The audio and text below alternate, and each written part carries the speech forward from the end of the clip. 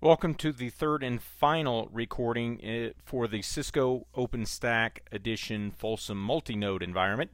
Our first recording was to set up our build server. The second recording was to deploy our control and compute node. And our third recording we're going to do here is to look at setting up quantum networks and routers and so forth, and then walking through some testing of our instances and so forth. Okay, so here we are back in our console. We are on our control server, which is pretty much where we're going to be for the rest of this time, and we're back in our instructions and we're looking at our deploy your first VM. So we can do this very similar to the way we built our build server, which is we can do this through a script or we can do this manually. The manual documentation I encourage you to go through over and over again. It really allows you to kind of understand the flow and the syntax around the quantum CLI, around defining public networks, associating subnets with specific IP ranges, defining internal networks, and then tweaking them. Do you want to customize the DNS name servers that are injected into the instances, identifying routers, attaching routers to interfaces, and so forth. So this is very important for you to go through.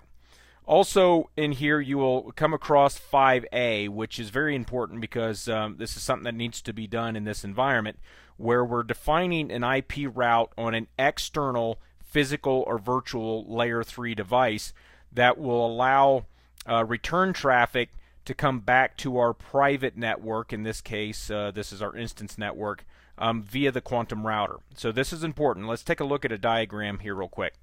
So if we go back to our virtual topology here, what we're saying here is on an external or your first hop router, we're going to have a route statement in here that says if you need to get back to this 10.10.10 private network, you're going to come via the 192.168.81 network to a quantum router that we're about to configure. In this case, the quantum router that we're going to deploy will be 81.3. And so that return traffic will come back in here to that device, and then it will route that to the instances internally.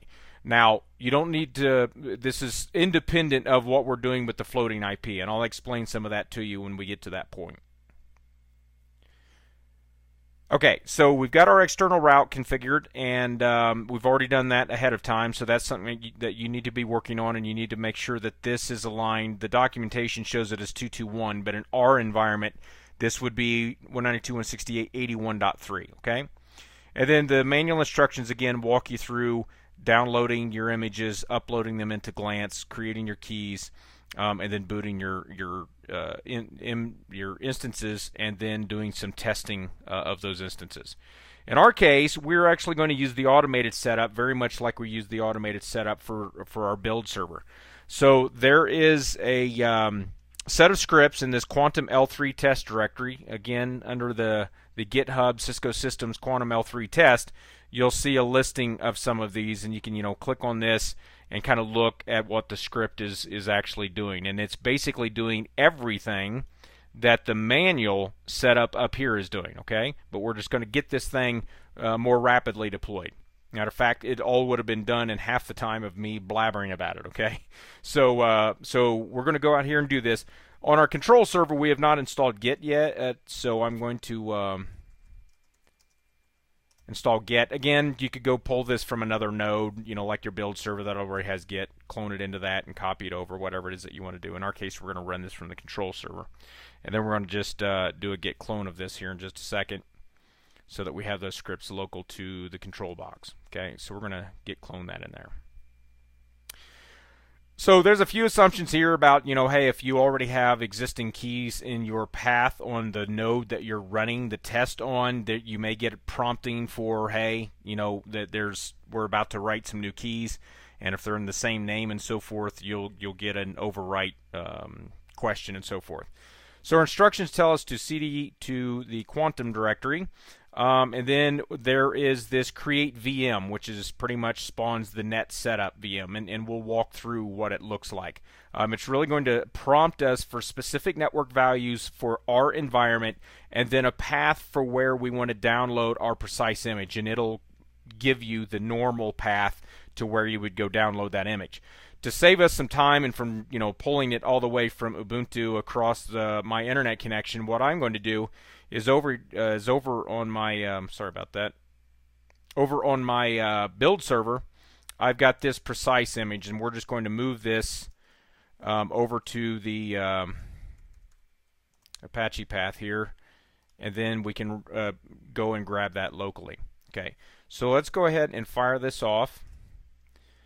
So it's going to ask us specific network information. So the defaults that it has, we're going to change, right? Okay, so we're going to say yes. And in our case, 192.168.81.0 is our public network. We're running a /24. Our private network is 10.10.10.0 with a /24. It's asking, do you want to change your DNS? In our case, we do. And then it's going to go out and create all the private and public networks, the private and public subnets, the routers, attach the router interfaces, and so forth. Okay, and then you can see here that it created the IP address for this. Our router is 192.168.81.3. Okay, so it's asking, hey, do you want to download from the full standard URL? In this case, we do not want to. We want to go to our local box.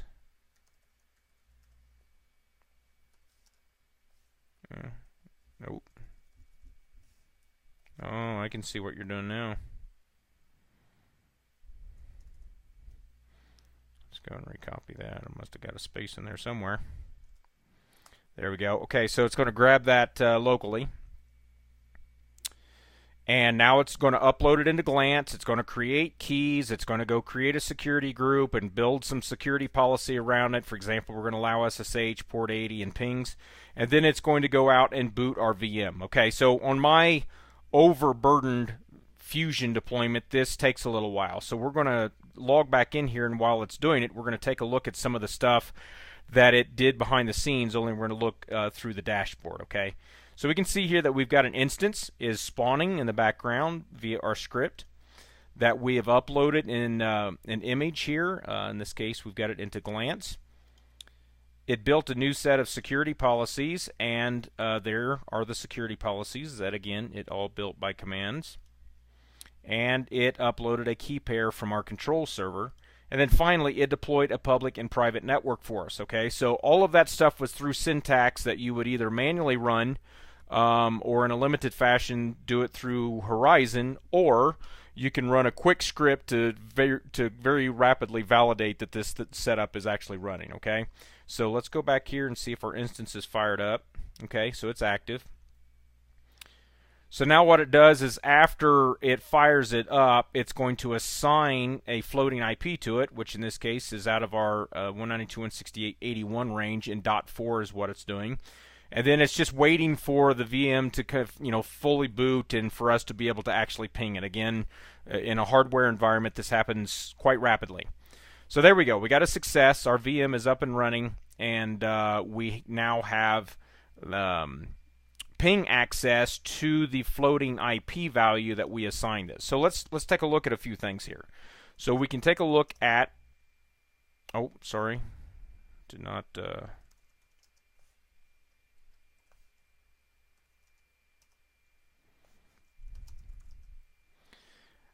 open my source there. Okay, so we can see that we've got this active, and here's the private network as well.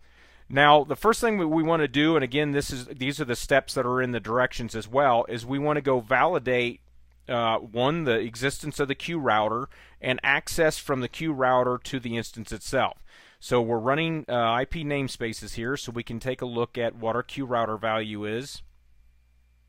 We can also do this from the Quantum router list command. Okay, you can do it that way.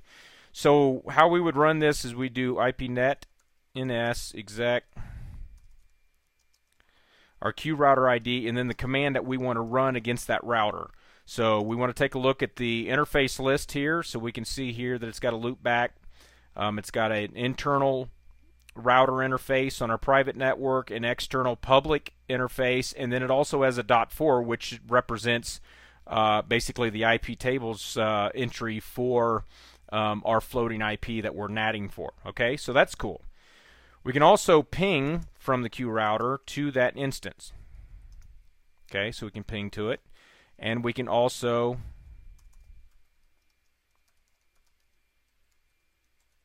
SSH to it.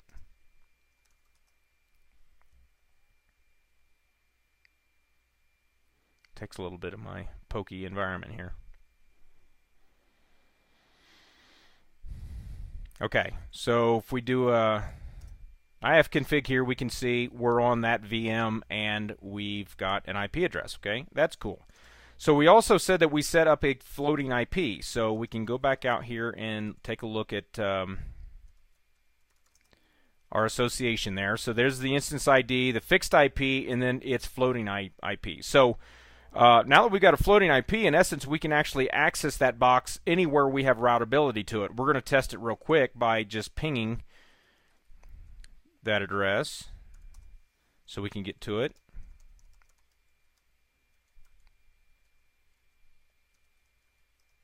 And we can SSH to it directly, okay? So this is all cool, right? We can get to it internally from within the Q router. When we assign a floating IP address to it, we now have access from anywhere that has routability in through this environment. Again, we would set up this route that routing that the world would know about this public range. Once we would come in here, we would say 81 goes here. The .3 router, which is our Q router, would then know, hey, I actually have a floating IP entry for it. He would IP table that and then push it through the GRE interface that we have for Quantum, and then dump it into the native 10.10.10.3 address that the instance has. Okay, so that's really the flow that we just went through. So the final thing that we want to look at here is that we do offer some basic monitoring support. Okay, so we can come over here and back out of this.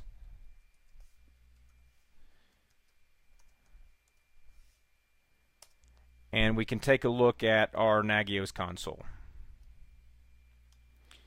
So this gives us some basic monitoring of the environment. We really don't have a tremendous amount going on here. We've only got a couple of hosts that we're monitoring. So we've got, basically red light, yellow light, green light information.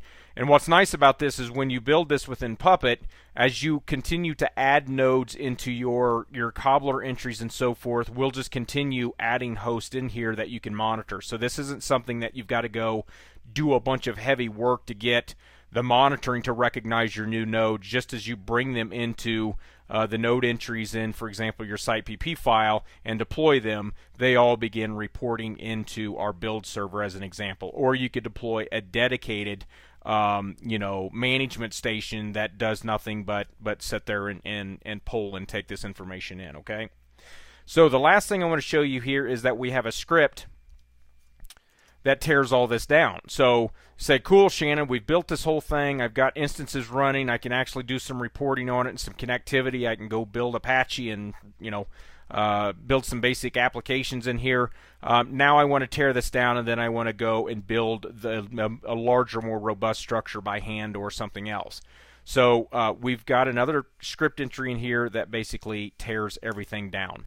So it'll go out and delete the instances, go out and delete the networks, the subnets, the keys, the security groups, the whole 9 yards. So it will wipe all of that stuff clean. So we can see in here we've got no networks, no instances, and it wipes it all out. So you're pretty much fresh to either go rerun the create VM entry, go edit the script and do what you want, or just build things from scratch from there by hand, and continue the learning process and the deployment process. So that wraps up our recording. Hopefully these three were of some use to you, short of me rambling, and good luck in your deployment.